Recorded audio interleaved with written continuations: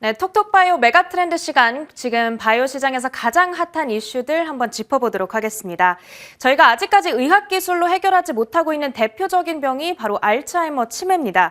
지금처럼 고령화가 심화되고 있는 시대에 이 치매를 희망하고자 하는 희망은 점점 커지고 있는데요. 이와 관련해서 바로 작년에 바이오젠의 알츠하이머 치료제가 승인받는 이슈가 있었습니다.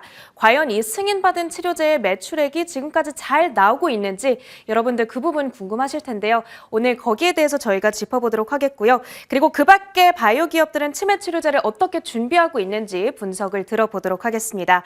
글로벌 제약을 집중적으로 분석하고 투자하는 케미컬 에너지 투자자문의 차홍선 대표, 강혜경 제약시장 고문, 그리고 조성기 기술고문과 함께합니다. 안녕하세요. 예, 안녕하십니까.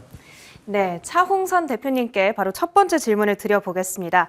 이 바이오젠의 알츠하이머 치매 치료제가 아두헬름이라는 이름으로 이제 승인을 받았었는데 정말 우여곡절 끝에 FDA 승인을 받았었거든요. 그런데 승인을 받은 이후에도 뭐 효능이라든지 가격, 부작용에 대한 다양한 논란이 아직까지 있는 상황입니다. 그런 상황 속에서 매출액이 잘 나오고 있는지 궁금증이 있는 시점인데요. 이 어느 정도 매출이 나오고 있는지 좀 리뷰를 해보면서 그리고 투자자분들을 위해서 지금부터의 투자 전략도 한번 세워주시죠.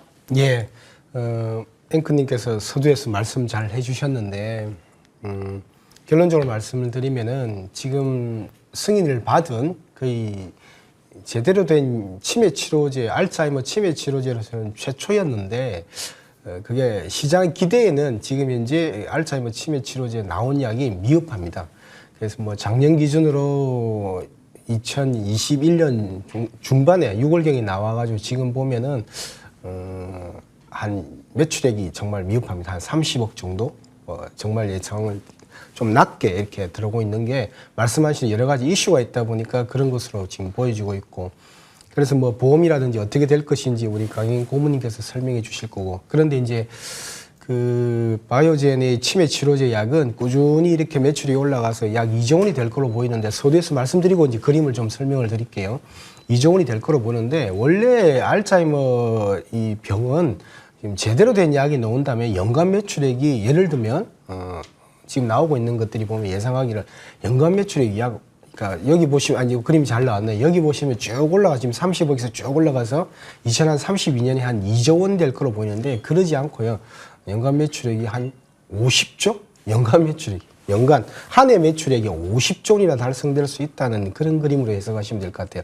그래서 지금 현재 제대로 된 약이 나온다면, 그래서 인류의 약들 한 12가지가 되는데 그 중에서 10가지 정도는 잘 정복이 됐는데, 지금 현재 안 된 것 중에 하나가 최고의 병이 지금 알츠하이머입니다. 알츠하이머고, 그 다음에 항암제가 나와줘야 되고, 그 다음에 암제, 그 다음에 이제 당뇨 치료제 이렇게 넘어가고 있는데, 그래서 알츠하이머, 결론 요약해서 말씀드리면은 지금 현재 뭐 빅파마, 스몰파마, 뭐 바이오파마 할 것 없이 그러니까 많은 기업들이 일제히 알츠하이머에 뛰어들고 있다. 그래서 알츠하이머 그러면 연간 시장 규모는 매년 예를 들면 제대로 된 약이 나온다면 50조 원이 나올 거라 봤는데, 지금 현재 추정치는 바이오젠 추정치는 계속 올라가도 쭉 한 2030년에 한 2조 정도, 시장 가치는 한 9조. 그런데 약물이 제대로 나온다면은 500조가 한 개 약물이 거의 500조 원의 밸류에이션 500조 원 정도의 가치도 있다.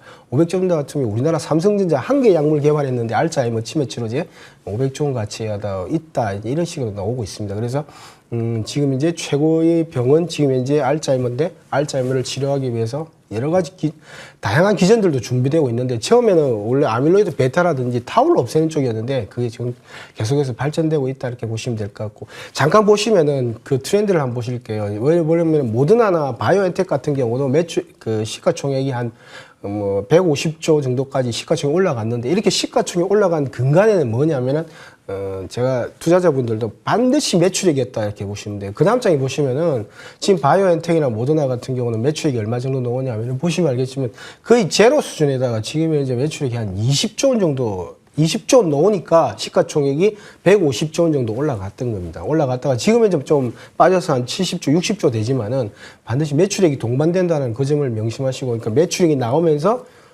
시가총액이 올라가는데, 알츠하이머, 결론적으로 말씀드리면 알츠하이머 같은 경우는 연간 매출액이 예를 들면 길게 보면 한 2040년, 35년 정도에는 연간 매출 단일로 한 작물이 500조도 나올 수 있는데 지금 현재는 한 2조 원 정도 포캐스팅을 하고 있더라. 그래서 지금 이제 수준은 좀 낮지만은 계속 트라이 하다 보면은 빅파마 바이오엔텍, 그러니까 바이오 기업한테 기회가 있다.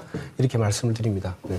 지금 바이오젠의 알츠하이머 치료제 매출이 생각보다 굉장히 부진해요. 2조 달러밖에 안 되는데 멀리 내다보면 500조까지도 거의 뭐 250배 정도 되는 포텐셜이 남아 있다고 하니까요. 우리는 그 안에서 기회를 잡아야 된다는 말씀이었습니다. 자, 그러면 바이오젠의 치료제 매출이 왜 이렇게 기대 수준에 못 미치는 수준으로 실망스러운지 그 원인이 궁금합니다. 강혜경 고문님, 혹시 이렇게 매출이 미흡하게 나올 수밖에 없었던 결정적인 원인이 뭔지 말씀을 들어보고요. 그리고 살짝 다른 주제이긴 하지만 꼭 들어봐야 되는 부분이라서 전 세계적인 코로나 경구용 치료제랑 백신 접종 현황에 대한 업데이트도 부탁드릴게요. 네, 먼저 이제 그 알츠하이머 치매 치료제와 관련한 글로벌 이슈 먼저 결론부터 좀 말씀을 드리면 지금 이 보험 적용이 지금 모든 사람이 이렇게 좀 주목하고 있는 이슈였습니다. 그러니까 작년에 이제 바이오젠의 아두카누맙이 승인을 받는 과정도 좀 어려웠죠. FDA 자문단 그 위원회 이런 찬반에 대한 여러 엇갈린 의견들, 그 다음에 그 이피커시, 그 효능에 대한 게 어떻게 되냐라는 게 여전히 이제 좀 논란이 좀 있었고, 그리고 바이오젠의 이 아두카누맙에 대한 그 가격을 바이오젠 이 기업이 또 이제 반 정도로 이렇게 인하하는 이런 것들이 지금 쭉 진행되어 왔는데, 그런데 매출액은 이제 좀 안 나올 거는 예상을 했어요. 작년도 매출액에 있어서는 어느 거를 보고 있었냐? 올해 미국에서 보험급여 적용이 어떻게 될 것인가? 이것이 초점이 맞춰져 있었는데 지금 초안이 나온 겁니다. 미국 CMS 쪽에서 이 보험에 대한 적용을 임상에 참여한 사람들만 좀 적용을 하려고 한다라는 초안이 나온 거고요. 최종 결론은 4월에 나올 겁니다. 그런데 그러면 이 베타아밀로이드를 타겟으로 한 이 아두카누맙이 만약에 이런 적용을 받는다라면 지금 임상 후기를 진행하고 있는 그 로슈의 간테네루밥이나 아니면은 지금 바이오젠이나 에자의 레카네밥 아니면 그 릴리의 도나네바 이러한 것들은 영향을 받을 수밖에 없고요. 홈페이지를 가보시면 바이오젠은 30페이지에 이르는 이제 좀 이런 걸 관련해서 내용을 올려놨고요. 그리고 릴리도 지금 최근에 지난주에 17일 날 보면은 이 내용에 대한 거를 올려놨습니다. 그러니까 결론은 뭐겠어요? 이렇게 만약에 어려워지면 환자 접근이 어렵고 기업들은 이런 어려운 치매 치료제에 투자하기가 좀 어렵다. 이런 걸 좀 많이 어필하고 있다. 이렇게 좀 정리해 볼 수가 있습니다. 그래서 매출액이 좀 뒤로 이렇게 좀 늦어지다 보니까 이런 기업들에 대한 매출액이 좀 영향을 받을 수밖에 없고 또 주가에도 영향을 받을 수밖에 없다. 이렇게 좀 정리해 볼 수가 있습니다. 그럼 이제 두 번째 앵커님이 물으신 코로나 국내에서도 좀 많이 좀 확진자는 늘어나지만 전 세계적으로 보게 되면 오미크론은 조금 줄어들고 있는 추세입니다. 그래서 많이 개방들 하고 있죠. 그래서 오픈으로 가고 있는데 매출액을 좀 볼까요? 지금 앞에 이제 그림에도 있지만 매출액을 보게 되면은 파이자와 바이오엔텍의 백신이 가장 많이 판매가 됐고요. 그다음 두 번째가 중국 백신입니다. 시노백, 시노팜의 매출액이 상당하죠. 그리고 모더나 이 순위로 알 수가 있는데요.